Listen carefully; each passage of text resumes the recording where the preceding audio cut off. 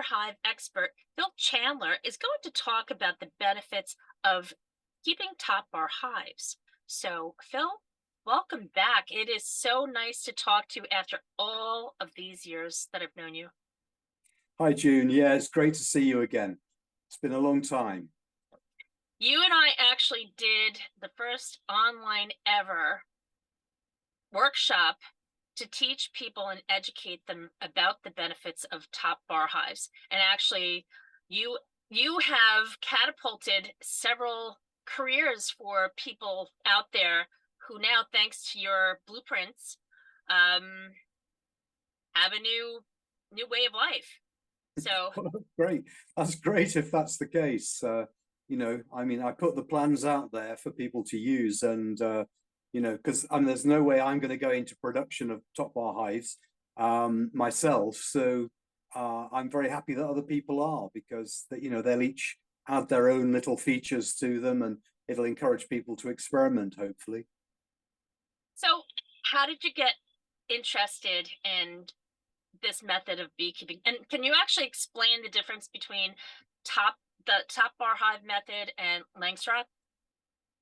Sure. Okay, so in simple terms, there are three types of beehive, and any beehive that you come across can be put into one of three categories. Um, the oldest and original ones would be called fixed comb hives, which means that you just have some sort of arrangement, some sort of container, and the bees just do their own thing. They just build comb however they like. The combs can't be removed for inspection. They can only be removed if they're removed. That's it. Then you can't put them back again. So that would be a fixed comb hive. Then there would be another category that we would call movable comb hives, and top bar hives fall into that category. So it means that the what we do is to put in simply a horizontal top bar, which is a support for the comb, and the bees build their combs on those top bars, we hope, and that you can actually lift those top bars out and for whatever reason, you might want to move your bees around for whatever reason, and to inspect them and to take honey. So that would be movable comb hives. And then the third category would be the the Langstroth and its derivatives, which would be movable frame hives. Now that means that you put the instead of just having a top bar, you have a thing called a frame, which is essentially a rectangular enclosure of some sort, and the bees build their comb within that frame. And because it's in a frame, it's much easier to take out and put back again. And so it was Langstroth's invention of the movable frame hive that enabled commercial beekeeping to be a thing. Back in was 1852, I think he patented it. So in the last half of the 19th century, it became possible, and of course that's when the automobile, the internal combustion engine became a thing as well. So there were vehicles capable of moving beehives in en masse over a distance, so that you could actually take a number of hives to a crop and move it along to the next crop over a large distance. And have now, of course, since since then, but much more in the last, say, 100 years, it's been a thing, particularly in the USA, to move hives right across the country and from the top to the bottom of the country to follow the seasons of the crops. So you'll get almonds in February, and then the bees go on maybe up to Maine for the blueberries and things later on, and so on. So the movable frame hive made beekeeping more portable, but the movable comb hive is closer to what the bees would do for themselves. So you could say it's more natural, although we can't pretend that beekeeping is entirely a natural process, because of course only bees keep bees. Very true. What got you interested in this method of beekeeping? Oh well, I started beekeeping in the year 2000 actually. Um, and I was already how old was I then? Gosh, I must have been pushing 27. in my late 40s, let's say. And I started off using what we call WBC hives, which stands for William Burroughs Carr, I think the guy who invented them.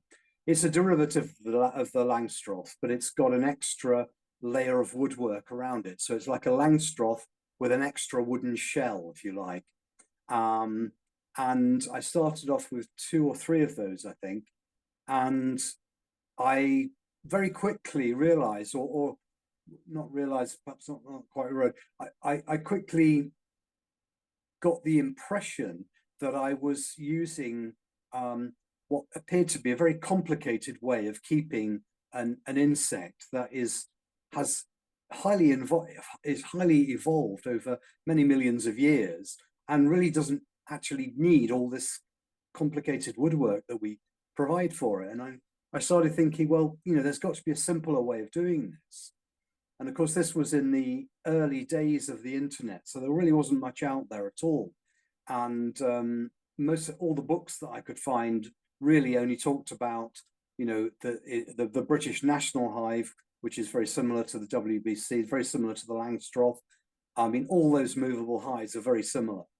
Um, I also saw Brother Adam's hives at Buckfast Abbey, which is just down the road from me, literally 5 or 6 miles away, which are also he actually used to use Dadant hives, which are an American. I think it was a French American. I think Charles Dadant or Dadon, I suppose it would be, being French. Um, but they are essentially the same as the Langstroth hive. So I started experimenting, and I made some horrible mistakes in the process until I started finding things on. There were a couple of people. Now, one of them was Les Crowder. He's been um, an inspiration to me for since really from the beginning. He was one of the first people I came across who was using top bar hives, and so I learned a lot from him. We still haven't met. We keep saying to each other, we really must meet up. He comes to this country occasionally, but he tends to go to London to see his son, I think. And so far we haven't met, but I hope we still will. Anyway, yeah, so it was a pursuit of simplicity initially that caused me to look at top bar hives. And so I did a lot of experiments with them. I tried different dimensions, um, settled on something that seemed to work quite well, and have been just sort of modifying it and developing it since. And now I'm reasonably happy with the design. Um, and then I think the only real, well, maybe there's two innovations that I can probably honestly put my name to. One is the use of the what I call the tandem follower board system, which means you have a blank board either side of the colony, and the entrance holes somewhere in the side of the hive as opposed to the end. Um, that gives you a lot of flexibility in the way that you inspect the bees. Um, and also, I suppose I could lay claim to the idea, at least of the what I call the eco floor, which is an attempt to create an ecosystem within the hive. So it's like imitating a hollow tree, if you like, because in a hollow tree there are many other species living alongside bees. You'd have all sorts of all sorts of things like earwigs and wood lice and I don't know what you call them in the States exactly, but many creatures. Some of them are very tiny indeed, that you can barely see with the naked eye. There's the Stratiolelaps species, for example, which are really tiny little mites, which incidentally eat varroa mites, which is always good. Interesting. Yeah, and And so there are many species within the tree, but in a typical beehive, especially if it's being used in the standard sort of chemical routine that a lot of beekeepers still use, um, there's they do their best to eliminate all other species within that box, which obviously isn't anything like natural. It's nothing like a natural hollow tree. So the eco floor was my attempt to create a more natural environment for the bees, in which especially species of fungi can live, because it seems to me that it seemed to me really from quite a long time ago that there must be a relationship between fungi and yeast and the bees, because they use well, we assume, and I assume, and I don't know this for a fact, but I assume that they actually use a fermentation process when they mix pollen with nectar in order to create what we call bee bread, which is the food of the nurse bees, whose job it is to feed the young. So it's like a super concentrated superfood for the nurse bees to eat in order to create baby food, if you like, and royal jelly as well. So how did I get on to get to that point? This is so fascinating. So basically, this, in essence, it not only provides more of a natural habitat, but it naturally wards off a lot of issues that most beekeepers have. The Yes, migratory beekeepers with the Langstroth well, hives. for sure, yeah. But of course, migratory beekeeping, you've got to use some sort of movable frame hive, really, because if you try to drive, an 18-wheeler full of top bar Yeah, hives, you can't do you'll that have with a this. really Yeah, big mess, a yeah, really big mess.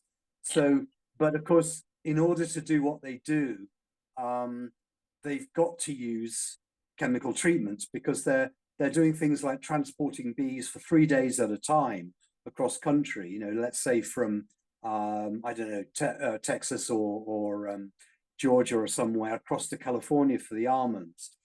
That's like a 3 day trip, and they couldn't sustain that without feeding the bees. At least they're using typically antibiotics and various other chemicals to keep the bees alive while they're moving them around where the bees yeah. can't forage. Obviously, they're shut High in. stress. Yeah. So, and generally speaking, even in this country, most beekeepers are using chemical treatments against mites and so forth.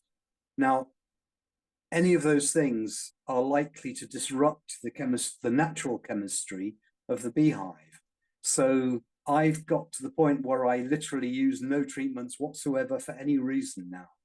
And I very rarely feed bees as well. So my Hmm. bees have as natural an environment as I can reasonably hope to provide them. And because I live in an area where there is very little in the way of heavy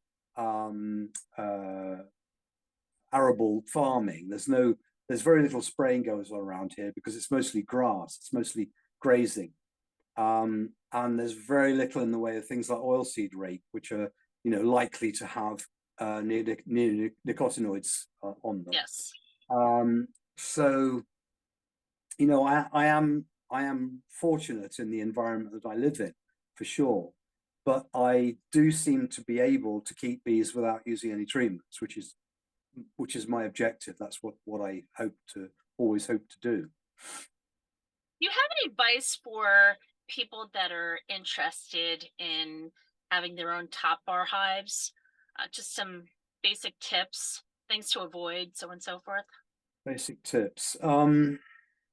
Well, learn from people that have been doing it for a long time, if at all possible, because all beekeeping, it how should I say, I can't say it's easy. That would be facile. It's not easy to do. It's a um commitment, that's for sure. It's a very it big will commitment. It's a it's a very commitment. big Yes, it is commitment. a commitment. Keeping any animal is a commitment, I think. With bees, I mean, the great thing about bees is, of course, that most of the time they're doing their own thing. You don't need to do anything to them. Yeah. It's not like, chickens or cats even, or dogs, or cows. It's not like any other farmed animal, because they're not farmed. They're really, well, okay. This is a controversial point, of course. I can say that they are wild creatures.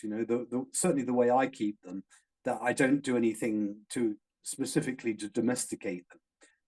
They're given complete freedom to do whatever they please, within a very slight constraints, that is that I like to, well, certainly in the top bar hives, I do like them to build straight comb on the bars, because that just makes my life easier. Yeah. So I do my best to sort of kind of give them hints as to what I like them to do.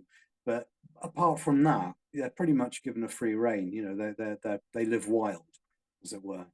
And quite a lot of them are up on Dartmoor, which is a relatively to this country, high ground. I mean, it's only around 1,000 feet, but it's, we don't have much high ground that's higher than that. It's certainly in the south of England. So it's quite windswept. It's quite wild. It's not farmed other than for livestock grazing. And so they have to do, they have to make do with what's up there. So they have to be well adapted to our climate and our ecology. Here in America, for people that garden, would you recommend that they pursue having top bar hives as part of their garden landscape? Well, in the last few years, I've come round to the idea that if you only want bees around for pollination, probably the best thing to do is just plant lots of wildflowers, and you'll attract one or several or many of the 26 or so species of bumblebees. I mean, I'm talking about the UK. I'm not sure how many you have over there. We've got about 26 species of bumblebees and a lot of species of solitary bees. I think there's something like 250 of them altogether, or something, somewhere around that. I actually think, a lot of people come into beekeeping with the idea that they're, saving the bees. And really, to be honest, honeybees don't need saving anything like as much as the wild bees do, because honeybees, again, I'm talking about this country. I would say probably, and this is a wild guess, something like 80% of all the honeybees in this country live in beehives. There's a number of wild colonies out there. Nobody knows how many. I'm guessing about 20%, because, the Pareto principle, the 80 Yeah. 20 rule covers most things. So, given that most bees are in beehives, then somebody's looking after them to some extent, whereas nobody is actually looking after the bumblebees and the solitary bees. They are very important to our pollination, certainly to the pollination of wildflowers. There is a danger if people, if there are too many beekeepers, and there's an argument that says that right now in London there probably are too many beekeepers. They are actually probably overcrowding and driving out the native, the other pollinator species. And of course, we're not just talking about bees. There's other pollinators. There's butterflies and moths, and some of the birds and all sorts of other things that pollinate. But principally, it's possible to have too many honeybees in one place. And because beekeeping became very popular in the, well, let's say the first 20 years of this century, but mostly in the last 10 years. And there's a lot of people in London, believe me, and in New York as well. There's a lot of beekeepers in New York. There is an argument that says that, there's a point at which you start to get diminishing returns. And if there are too many beekeepers, I know this is in danger of being tautological, but if there are too many beekeepers, you start competing with each other for the available forage, and you also Yeah. start competing with the native species. And I'm not saying that honeybees aren't native to this country. Of course, they are in any meaningful way, but they're That not does make actually native to sense. the USA. Yeah, that does make Um, sense. The sure, competition for you could food. overload any, any site, any ecological system can become overloaded if you put too many of one species in it, and that is a danger. Well, Phil, thank you so much for coming on the program today. If you wouldn't mind, share your website with our listeners, especially people that want to learn more. Sure. I haven't done a lot to it lately, but there's a lot of information on there. So the website is biobees.com. That's biobees.com. Thank you so much. And folks, thank you for tuning in. This has been June Stoyer, but that's the story. Have a great day. Thank you, Jude. You're welcome.